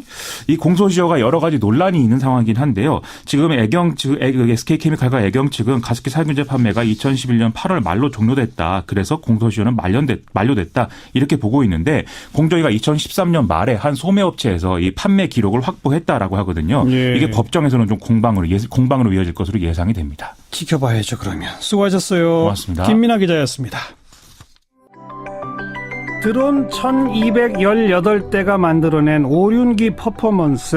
네, 이번 평창올림픽 개막식의 가장 큰 볼거리고 지금 세계가 주목하고 있습니다. 사상 최다 동시비행 드론으로 이 기네스 기록에도 올랐다 그러고요. 이 밖에도 이번 올림픽 곳곳에 최첨단 ICT 기술이 활용되고 있다고 해서 IT 평론가 한 분 모시겠습니다. 데이터블의 이종대 대표세요. 안녕하세요. 네, 안녕하십니까. 네, 비둘기였다가 스노우보더였다가 오륜기. 진짜 대단하더라고요. 네, 저도 보면서 와, 기술이 이렇게까지 아름다운 예. 공연을 만들어낼 수 있구나 예. 라면서 굉장히 감동적으로 봤습니다. 근데 그 1218대의 드론을 한 사람이 조종했다면서요? 예, 맞습니다. 이게 사실은 한 사람이 하기 위해서 굉장히 고도의 프로그래밍된 어떤 프로그램이 활용이 됐습니다. 네.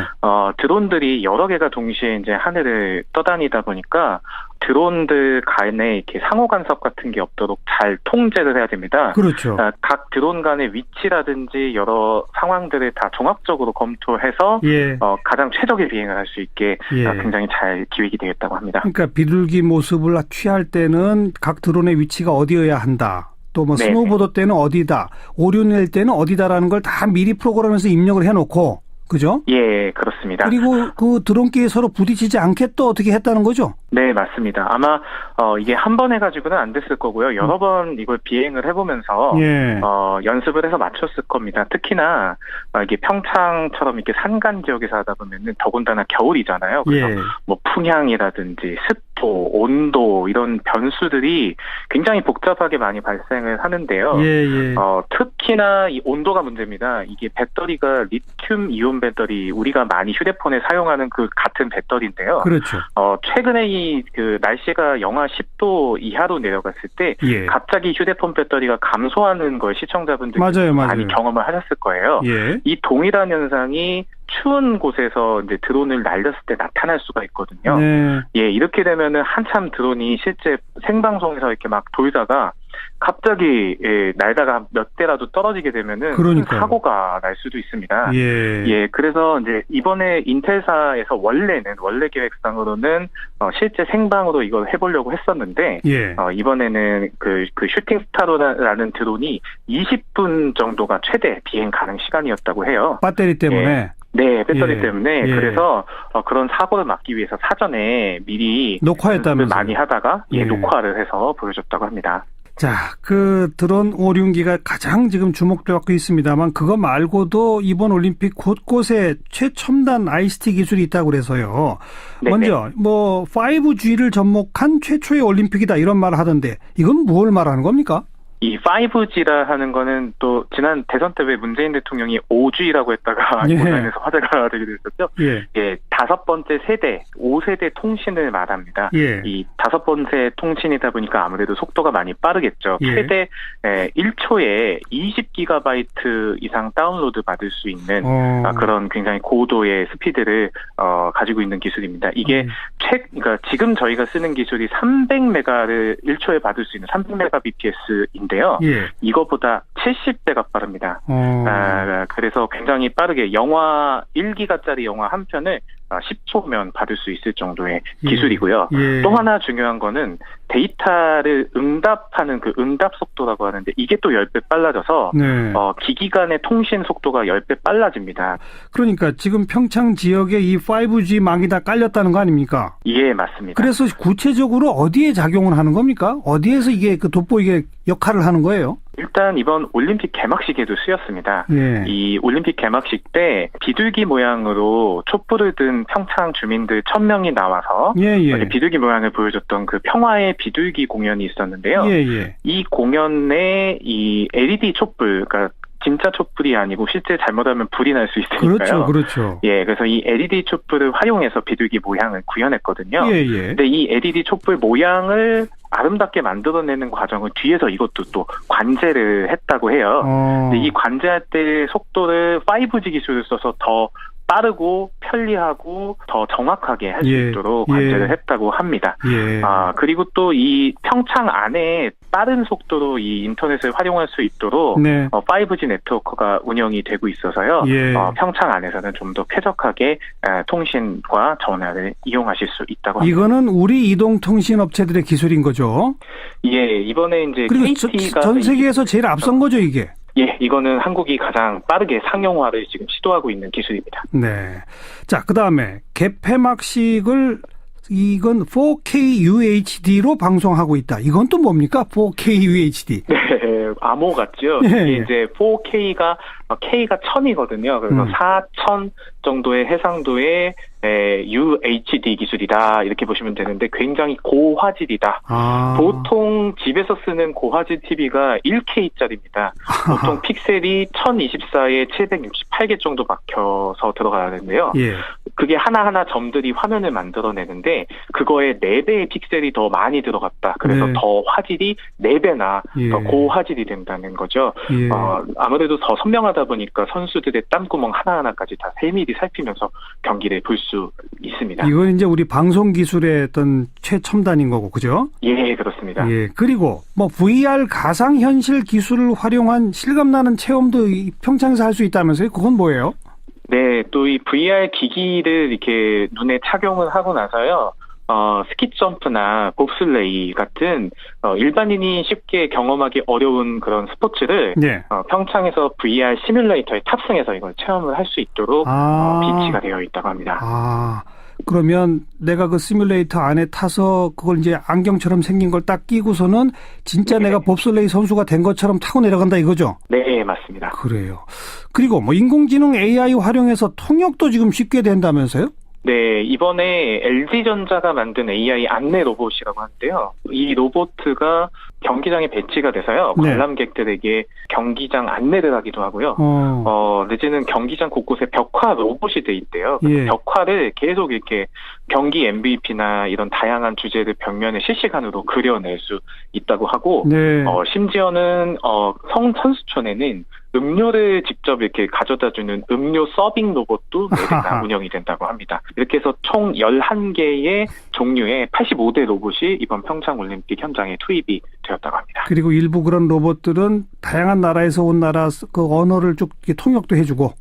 예, 맞습니다. 이 네. 한컴 지니톡을 탑재해서 한국어, 영어, 중국어, 일본어 등 8개 국어의 음성 대화가 가능하고요. 네. 또 위치나 사람 인식 센서를 탑재해서 지도 같은 거 이제 이 데이터베이스에 뒤에 담겨 있어요. 예, 예. 어디로 가십시오, 뭐 여기가 더 하하. 맞습니다. 정보까지도 잘 담아서 현장에서 안내를 할 수 있다고 합니다. 네, 평창 구경 가시면 그런 걸 또 다른 관점에서 구경해 보는 것도 재미난 경험이 될 것 네. 같네요. 또 네. 폐막식 때는 또 뭐가 우리를 깜짝 놀라게 할지 이것도 기대가 됩니다. 오늘 말씀 잘 들었습니다. 네, 감사합니다. 네, 데이터블의 이정대 대표였습니다. 시사잡기 오늘 여기까지입니다. 내일 다시 뵙죠. 안녕히 계십시오. 했다는데 왜 우리는 안 해? 뭐 이렇게 된 거다. 그렇죠. 근데 아무튼 이건 아직 확인된 사실은 네. 아닙니다만은.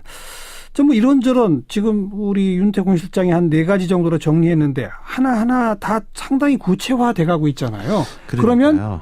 이 전 대통령에 대한 직접 수사 안 할 수는 없겠는데요. 그렇죠. 뭐 구속, 유무죄 이런 건 너무 성급한 이야기인데 이전 대통령 검찰이 안 부를 수가 없을 것 같습니다. 예. 그리고 이런 이제 수사의 경우에는 뭐 매일매일 불러드릴 수는 없는 거 아니겠습니까? 아무래도 전직 대통령이니까 철저히 주변 수사하고 증거를 모은 다음에 예. 여러 가지 카드를 검찰이 손에 확실하게 쥔 다음에 한 번 불러가지고 딱 들이밀 거예요. 예. 근데 지금 제가 말씀드리는 게 사실은 검찰 주변에서 흘러나온 이야기인데 검찰 주변에서 이런 이야기가 흘러나올 정도면은 검찰 입장에서는 뭐 상당히 준비가 돼 있다. 예. 이렇게 보는 게 맞겠죠. 예. 그렇다면은 그렇게 먼 일은 아닐 것 같아요.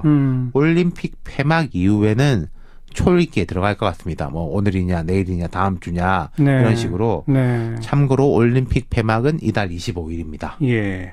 아까 윤태곤 실장이 뭐 매일매일 부를 수 없잖아요. 이렇게까지 표현했는데 네. 사실 2번, 3번 부르기도 어렵죠. 그러니까 그렇죠. 말씀하신 것처럼 다 준비해 놓고 딱 한 번 소환. 인정하는 건 인정한다. 아니면은 증거를 이렇게 냈는데 본인은 인정하지 않았음. 이런 기록을 가지고 뭐 기소를 하든지 판단을 하게 되는 거죠. 구속영장 청구 여부에 대한 고민은 어떨까요? 그것은 모르겠습니다. 지금 이제 청와대에서는 워낙에 검찰이 알아서 하는 거다라고 이야기를 하고 있지만은 글쎄요. 이런 부분에 대해서는 이제 뭐 별로 좋은 이야기는 아닙니다만 이른바 정무적 판단에 대해 가지고는 여러 사람들의 머리가 아플 거예요. 아이고, 아직 거기까지 잘 모르겠군요. 네. 수고하셨습니다. 감사합니다. 윤태권 실장이었습니다.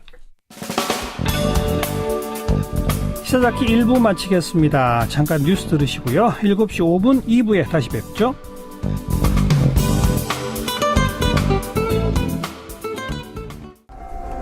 시사잡기 2부 화제의 뜬 뉴스들부터 정리해드립니다. CBS 김효은 기자 어서 오세요. 네, 안녕하세요. 첫 소식은요. 네, 탈북자 김련희 씨가 북으로 돌아가는 북한 예술단 앞에서 북송을 요구해 화제에 올랐습니다. 북송을 요구해요? 어떤 사람입니까? 김련희? 네, 김 씨는 지난 2011년 한국에 들어온 탈북 여성인데요. 69년생이고요. 입국한 직후부터 계속 북송을 주장하고 있습니다. 그런데 오늘 북한예술단이 남북 출입사무소를 거쳐 북으로 돌아가지 않았습니까? 예. 네, 김 씨가 남북 출입사무소에서 예술단을 기다리고 있다가 단원들이 버스에서 내리니까 얘들아 잘 가라. 나도 집에 보내달라. 나도 평양에 보내달라. 이렇게 외쳤다고 합니다. 근데 그 남북 출입사무소에 민간인이 아무렇게나 들어갈 수 있어요? 네, 관리구역이어서 민간인 출입이 엄격하게 통제되는데요. 네네. 정부가 현재 경위를 파악하고 있다고 합니다. 네, 여하튼 김 씨가 북한 예술단원들을 향해서 집에 보내달라 이렇게 계속 외치니까 남측 관계자들이 김 씨를 제지했는데요. 예. 일부 예술단원은 현장에 있던 취재진에게 김 씨가 가고 싶다는데 북으로 보내줘야 하는 거 아니냐 이렇게 말한 것으로 전해지고 있습니다. 가고 싶다고 그래서 보내줄 수 없는 거예요? 네, 북한 이탈 주민을 다시 북한으로 돌려보낼 수 있는 법적 근거가 없고 따라서 북송을 할 수 없다는 게 정부의 공식 입장입니다. 그런데 김 씨 본인은 중국 친척집에 놀러 갔다가 탈북 브로커한테 속아서 한국에 들어온 것이다 이렇게 주장을 하면서 수년째 북송을 요구하고 있고요. 예. 북한은 우리 정부가 제안한 이산가족 상봉의 전제 조건으로 중국에서 탈출한 북한 여종업원 12명과 함께 김 씨의 송환을 요구하고 있는 상황입니다. 네, 이거 뭐 갑자기 그냥 돌발 행동도 아니고 수년째 이렇게 요구하고 있다면 이거 좀 간단치 않은 문제네요. 많이 고민해 봐야 되겠어요. 다음 소식은요. 네, 우리나라 최초로 올림픽 여자 스노보드 하프파이프에 출전한 권선우 선수가 아쉽게도 예선에서 탈락했습니다. 스노보드 하프파이프? 네. 어떤 경기예요? 네, 일단 이게 좀 많은 분들에게 생소할 수 있는데요. 이렇게 원통을 반으로 자른 듯한 슬로프에서 점프 연기를 선보이거나 뭐 예. 공중 회전 등을 하면 이를 점수화하게 되고요. 아, 이쪽 저쪽으로 왔다 갔다 하면서? 네, 네. 예. 그렇게 예선에서는 2번의 기회가 있고 결승에선 3번의 기회가 있는데 가장 높은 점수로 순위를 매기게 됩니다. 네. 네. 그런데 권선우 선수는 몇 등 한 거예요? 네, 그러니까 100점 만점에 35점을 받았고요. 24명 중에서 20위를 기록했습니다. 근데 이게 상위 12위 안에 들어야 결승에 진출할 수 있는데요. 이제 권선우 선수가 얼굴에 태닝 자국이 생길 정도로 연습을 많이 했다고 하는데 이제 열심히 준비했나요? 예. 굶어 죽는 사람 없단 말이에요. 예. 미국이 중국에 대해서 슈퍼 301조 통상 압력을 하기 때문에 네. 미국의 압력을 중국이 절대 거역할 수 없습니다. 네. 그래서 북한 제재가 강화되고 있단 말이에요. 예. 또 이번 약 4, 5일 전에 미국의 재무장관이 지금까지 있었던 가장 강력한 대북 제재를 발표하겠다. 네. 이런 걸 보면은 김정은도 먹고 사는 그들이 말하는 인민들을 굴밀 수는 없단 말이에요. 제재 강화를 두려워할 것이다. 그렇죠. 뒤로 예. 후퇴할 수 없기 때문에 예. 지금 현재 대화를 바라고 있는 거예요. 알겠습니다. 여기에 알겠습니다. 문재인 대통령이 대화하자 네. 해서 이런 게 이루어지는데 예. 거듭 말씀드리지만 가장 핵심은 미국의 태도입니다. 알겠습니다.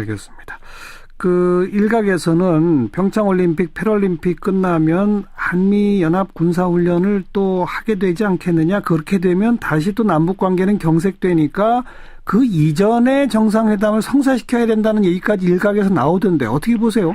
그렇게 빨리는 안 될 것 같아요. 아하. 특히 아베 총리는 네. 미국 뒤에 숨어서 나쁜 짓 하고 있는데 한미 군사훈련 빨리 재개해라. 자기가 뭔데 그런 내정 간섭을 합니까? 우리 문 대통령도 내정 간섭이라고 했죠. 네, 예, 그런데 예. 문재인 대통령 이번에 한 방 먹인 거 잘하셨어요. 예. 잘했는데 제가 볼 때는요. 예.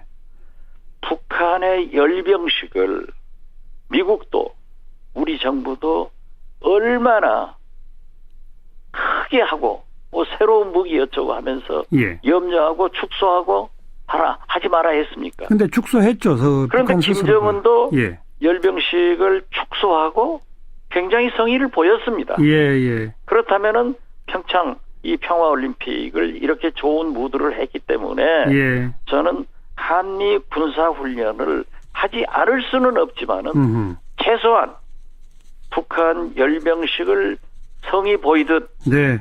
미국과 우리 한국 정부가 북한의 성의를 보여야 된다 이렇게 생각합니다. 축소해서 한미 군사훈련 하는 것도 하나의 제스처가 되는 거죠. 그렇죠. 네. 그렇게 해서 자꾸 좋은 방향으로 가야 됩니다. 네. 아까 그 김대중 대통령께서 그 북한하고 나눈 이야기 같은 걸 숨소리까지 다 미국한테 전해줘라. 그 실제 그런 표현을 쓰셨어요? 그렇습니다. 그러면 지금 그리고 내가 수차 얘기했고 예. 내 북한 사람들도 만나서 우리 김대중 대통령께서 그 사람들은 이제 우리를 뭐 친미 제국주의 이렇게 비난을 하는데 요즘은 하지 않았습니다만은 네. 저를 만났을 때는 우리 대통령께서 내가 보소스 대사를 만나자고 하니까 숨소리까지 얘기하라 하더라. 예. 근데 다 얘기해줬다. 예. 그랬더니 미국의 반응은 이거더라. 예. 이 소리를 굉장히 듣고 싶어하는 거예요. 예. 그래서 제가 아까도 말씀드렸지만은 남북 정상회담을 통해서 김정은 위원장은 트럼프 대통령의 알겠습니다. 숨소리를 듣고 싶을 거예요. 그러니까 우리 정부는 미국과 계속 긴밀히 협의하고 그 협의 내용을 북한에 계속 숨소리까지 알려주고 또 북한과 협의하는 내용을 미국하고 또 상의하고 계속 그래야 되는군요. 그렇죠. 네. 그래야 해결됩니다. 알겠습니다. 자, 그 정도 말씀 듣고 민주평화당 잘 가고 있습니까? 잘 가고 있습니다. 근데 그 지방선거에 지금 현역 의원이 워낙 지금 교섭단체도 안 되고 그래서 현역 의원 차출은 없을 거다. 오늘 조배숙 대표가 그랬는데 그럼 박지원 의원 전남지사 안 나가시는 거예요? 저도 광주에 가서 예. 함께 회의하고 지도부만 광주 기자들하고 회견하는데 저는 불참했습니다. 네. 안 갔습니다. 네. 왜냐하면 제가 자꾸 나서면 안 좋으니까. 예. 그런데 조배숙 대표가 그렇게 얘기했다고 해서 저한테 많이 질문하더라고요. 예. 그런데 조배숙 대표가 물론 우리가 원내교섭단체 구성을 위해서 한석이 얼마나 필요합니까? 네. 그러나 우리는 거기에 해당되지 않습니다. 왜요? 더불어민주당은 집권 여당이기 때문에 예. 만약 현역 의원이 나가면은 보궐선거에 보충된다고 하더라도 제1당을 놓칠 예. 확률이 굉장히 높습니다. 예. 그러면은 의장도 위원장도 여러 가지 문제가 있지만은 예. 우리의 경우는 현역 의원도 중요하지만은 이길 수 있는 네. 광역단체장 후보를 내보내야 되거든요. 네네. 그래서 제가 상경하는 KTX 안에서 조배숙 대표를 만나가지고 네. 이게 무슨 소리냐 아하. 했더니 여러분 안녕하십니까? 정관용입니다. 올림픽의 감동에다가 남과 북이 하나 되는 감격까지 함께 느끼게 되는 순간들입니다. 경기장에선 남과 북이 한 팀이 되어서 뛰었고요. 김정은의 특사 김여정 제1부부장 남북 정상회담 제안이라고 하는 실로 파격적인 깜짝 제안이 공개됐습니다. 자, 우린 이 제안 어떻게 이해하고 어떻게 준비하고 어떻게 대응해야 할까요? 잠시 후에 이 김대중 정부 당시에 6.15 남북 정상회담 대북 특사였죠. 민주평화당 박지원 의원의 이야기 들어보도록 하겠습니다. 7시 5분 시작되는 2부 이슈 토크 시간에도 바로 이 남북 정상회담 문제 그리고 올림픽 외교의 성과 문제 더불어민주당의 김현 대변인 그리고 보수 젊은 보수 시사평론가 장혜찬 평론가와 함께 토론해 보겠고요. IT 올림픽이라도 불리는 평창올림픽, 이 드론 오륜기 등 이 세계를 놀라게 하는 스펙터클들이 펼쳐지고 있는데 IT 평론가 데이터블의 이종대 대표의 설명도 들어보도록 합니다. 잠깐 광고 듣고 출발하죠. 김정은 위원장의 특사로 내려온 김여정 부부장, 문재인 대통령에게 직접 전달한 메시지는 평양으로 오시라. 네, 제3차 남북 정상회담 제안이었죠. 그동안의 남북관계와 국제정세를 고려할 때 파격적 제안이다 이렇게밖에 평가할 수가 없을 텐데요. 앞으로 어떻게 대응해야 할까요? 자, 김대중 정부 당시 6.15 남북정상회담 대북 특사였죠. 민주평화당의 박지원 의원 연결해서 의견을 좀 듣겠습니다. 박 의원 안녕하세요. 안녕하세요. 박지원입니다. 네, 본격적인 얘기 들어가기 전에 좀 가볍게 어제 삼지연 관현악단 공연을 직접 보셨다고요? 네, 봤는데 우리 김동건 아나운서가 진행하는 KBS 가요 무대 같더라고요. 제가 볼 때보다 예. 의상 이런 게 굉장히 노출된 옷을 입고 그랬는데 예. 하더라고요. 예. 그 현송월 단장의 노래에 대해서 SNS에 뭐 무대 매너가 탁월했다, 관중을 꽉 장악하는 카리스마가 돋보였다 이렇게 쓰셨는데 굳이 그렇게 딱 하신 이유가 뭐 있어요? 아니요, 그러니까 우리가 일반적으로 생각할 때 북한 사람들은 굉장히 딱딱하고 세련되지 않았다. 예. 이런 고정관념을 가지고 있잖아요. 예. 그러니까 실제로 우리가 삼지연 관현악단을 보고도 북한에도 저런 기구가 저런 노래를 할 수 있나 하고 의상을 깜짝 놀라는데 네. 우리 정부 발표대로 하면은 일부 언론 발표대로 하면은 북한은 어제 망했거나 오늘 망했거나 내일 망해야 돼요. 예. 그런데 건재하단 말이에요. 예. 그런데 현송월 단장도 자연스럽게 농담도 하면서 이끌어가고 네. 탁 주먹을 쥐고 노래하는 게 네. 우리나라 패티김 선생보다는 못하지만은 예. 그 정도 장악을 하더라고요. 예. 역시 썸띵이 있어요. 예. 뭐 칭찬하기 나쁩니까? 근데 방금 언급하신 것처럼 의상의 노출도 조금 과거보다 심해졌다. 또 우리 가요를 직접 노래했다 이런 등등은 확실히 김일성, 김정일 시대와 다른 김정은 시대의 특징 아닐까요? 그렇죠. 그러니까 이 변화의 물결을 북한도 거스릴 수 없습니다. 우리가 볼 때는 2000년 6.15 남북 정상회담 후 북한이 개혁개방이 미흡하다 하지만은 자기들이 볼 때는 엄청난 변화를 한 거예요. 하고 있다 이미? 예, 그렇죠. 네. 그리고 북한에 약 400개의 장터, 시장, 약 500만 개의 핸드폰을 사용한다고 하는 것은 그만큼 정보가 흐르고 있다는 거예요. 알겠습니다. 우리는 긍정적인 것은 받아들여야 됩니다. 네. 자, 그렇게 지금 변화하고 있는 김정은 시대를 이끄는 김정은이 친여동생을 보내서 평양에서 만납시다라고 정상회담 제안을 했습니다. 예상하셨어요? 전혀 예상 못했습니다. 예. 그리고 진짜 어떤 의미에서 보면은 이게 좀 나쁘게도 해석하지는 말아주세요.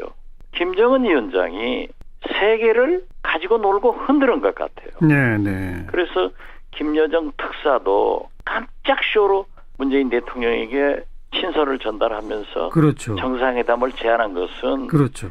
이 허점을 찌르는 네. 그 특이한 외교술에 대해서는 김일성, 김정일, 김정은 똑같이 이어지고 있다. 네. 그래서 저도 깜짝 놀랐습니다. 예. 근데 그동안의 남북 관계와 국제 정세, 지금 핵 미사일 전국 등을 감안할 때 이건 꼭 그런 뜻은 아닌 것 같아요. 아, 그래서 저도 페이스북에다 예. 제가 전남지사를 나간다 안 나간다는 소리를 안 했지만은 예. 제가 쭉 돌아다녔잖아요. 예. 저를 믿고 준비하는 기초단체장이나 광역기초위원들이 지금 굉장히 어려움에 처해 있다. 네, 네. 그렇기 때문에 그런 소리 좀 안 해줬으면 좋겠다. 예. 그랬더니 자기도 그런 의미는 아니다. 아. 그래서 이해는 했습니다만은 예. 적절하지 못한 발언이었습니다. 그러니까 현역 의원 차출 안 한다가 뭐 완벽하게 그냥 절대 없다는 건 아니다. 아, 그렇죠. 예, 예. 박지원 의원은 그러니까 나가실 거죠? 아니요, 아직 결정되지 않았지만은 예, 예. 저는 관심을 가지고 예. 작년 여름부터 7, 8월부터 알겠습니다. 돌았습니다. 오늘 여기까지 말씀드릴게요. 고맙습니다. 네, 감사합니다. 민주평화당 박지원 의원이었습니다. 윤태권 실장 어서 오십시오. 네, 안녕하세요. 이명박 전 대통령 그 평창 개막식에 참석은 했죠. 예. 근데 이 전 대통령에 대한 검찰의 압박은 점점 강해지고 있는 것 같아요. 그렇죠. 지금 방향이 한 서너 가지 정도 됩니다. 첫 번째로 다스 실소유주 문제. 두 네. 번째는 여기서 파생된 건데 삼성이 다스의 미국 소송 비용을 대납했다. 그렇죠. 이 의혹이 있죠. 예. 세 번째는 다스 외에 또 다른 부동산 등이 실은 이전 대통령 것이다. 네네. 예. 그리고 네 번째는 국정원 특활비 상납의 이제 용처 예. 규모가 점점 커지고 있는 거죠. 예, 참 여러 가지예요. 네. 그런데 일부 보도긴 합니다만 검찰이 다스는 이 전 대통령 소유로 결론 내렸다 이런 보도가 나왔어요. 그런 것 같아요. 근데 이제 이거 자체도 중요한데 네. 이게 두 번째 문제하고 연계됩니다. 두 번째라면 그 다스 소송 변호사비 대납. 그렇죠. 예. 이게 무슨 이야기냐면요. 예컨대 삼성이 최순실 씨한테 금품을 제공을 했잖아요. 네. 근데 이게 박근혜 전 대통령에게 대해 가지고 3자 뇌물 공여죄가 적용이 되지 않습니까? 그렇죠. 박근혜, 최순실 두 사람이 경제 공동체니까 예. 최순실에게 돈 준 거는 박근혜 전 대통령 보고 준 거다. 이렇게 네. 되는 건데 다스가 이 전 대통령 아무 관계가 없으면은 뭐 다스에다 삼성이 왜 돈을 줬을까? 그건 따로 따지는 건데 예. 이 전 대통령 거신 다스에다가 돈을 준 거면은 뇌물죄. 그냥 이 전 대통령한테 뇌물을 준 게 되는 거죠. 공무원한테 공직자한테 준 거기 그렇죠. 때문에. 네. 다스가 이 전 대통령 소유인지 여부는 그냥 다스는 누구 거냐 이것뿐만이 아니라 법률적으로 이 전 대통령의 뇌물죄 구성에도 큰 영향을 미친다. 이런 의미로 확장이 되는 거죠. 그러니까 자기 재산을 남의 명의로 그냥 차명 재산 해놓은 거라면 그것만 뭐 따로 처벌할 수 있을지 모르지만. 그렇죠. 그건 좀 애매하고 또 도덕적인 문제인데 예. 그 차명 재산을 보호하기 위해서 공권력을 동원했다. 예를 들어서 미국 소송에 뭐 LA 주재 영사가 개입했다. 청와대 직원들이 개입했다. 이 의혹이 있지 않습니까? 그렇죠. 거기다가 또 그 차명 재산을 보호하기 위해 재벌이 소송 비용을 대납했다라고 하면은 이거는 예. 뭐 내 재산을 우리 형님 뭐 조카 명의로 해놓은 거하고는 차원이 달라진다는 거죠. 예. 그런 의미에서 다스의 실제 소유주가 이명박 전 대통령이 맞느냐 아니냐를 규명하는 거는 아주 중요한 거네요. 그렇죠. 단지 그냥 도덕적 문제가 아니라 법률적 적용의 범위가 달라지는 거로요. 맞습니다. 예. 네. 그리고 뭐 여기 별장 저기 별장 뭐 이런 차명 재산이 또 많잖아요. 예, 경기도, 경주, 전국 곳곳에 나온 부동산이 사실 이 건들은 과거에 이 전 대통령이 대선 출마할 때부터 논란이 됐던 건데 예. 그때는 딱 떨어지는 증거가 부족했거든요. 예. 정황으로는 그런 것 같은데 뭐 누가 고백하는 사람도 없고. 예. 그런데 이게 마치 둑이 터지듯이 한번 터지니까 직간접적인 증언과 증거들이 줄줄이 쏟아져 나오는 거죠. 네. 그 별장 인근 마을 주민들도 이제 막 서슴없이 입을 열더라고요. 그러게요. 그죠? 예. 게다가 국정원 특활비 건 이것도 점점 더 커지죠. 그렇죠. 이게 애초에는 몇억 원, 이것도 큰 돈인데 이게 뭐 임기 초에 총무비서관이 받아가지고 이리저리 썼다. 이거 뭐 과거 관행 이런 식으로 출발을 했는데 지금은 18대 총선 때 청와대가 진행한 여론조사 비용도 국정원 특활비로 썼다. 하하. 뭐 박재환 당시 정무수석이 아니 이게 내 사람은 기억이 안 나는데 당시 국회의원들한테 나눠가지고 정치 자금을 줬다. 이런 이야기까지 했다는 말도 나오거든요. 예. 아니 그 특히 총선 대비 여론조사 비용 이거는 박근혜 정부랑 완전히 똑같은 모양이네요. 이게 사실이라면요. 이명박 정부가 박근혜 정부하고 닮은 꼴이 아니라 박근혜 정부가 이명박 정부 한 걸 보고 배웠다는 뜻이 되겠죠. 그렇겠죠. 과거 이렇게 하더라. 우리도 이렇게 하면 되나 보다. 총선 앞두고는 청와대가 여론조사를 주도한다. 그 비용은 국정원 돈 가져다 쓴다. 그러니까요. 그걸 이명박 정부 때 만약 그렇게 했었다. 그럼 박근혜 정부도 아니 그때 그렇게 정말 파격적 제안 아닙니까? 그 북한이 이런 제안을 한 의도, 배경 어떻게 해석하세요? 저는 문재인 대통령에게 남북 정상회담을 제안한 것은 북미 간 대화를 네. 트럼프 대통령과 대화를 하고 싶다. 예. 그렇기 때문에 그 브릿지, 그 다리 교량 역할을 해달라 예. 하는 긍정적인 면으로 받아들이고 예. 문재인 대통령께서 정상회담을 사실상 수용했지만은 문재인 대통령도 아주 그 멋있는 말씀을 했어요. 예. 그리고 먼저 북미 간의 대화가 선행돼야 된다 예. 하는 것은 남북 정상회담은 미국의 협력과 이해 없이는 절대 불가능합니다. 예. 그래서 참 문재인 대통령도 그 김정은의 적합한 깜짝 답변을 했다. 네. 네. 높이 평가합니다. 네.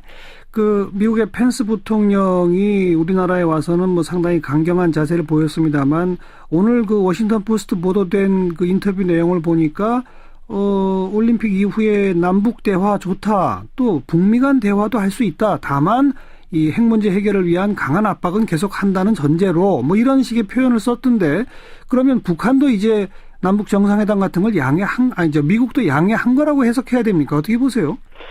저는 이번 평창 동계올림픽을 위해서 수백 명이 방남했잖아요. 예.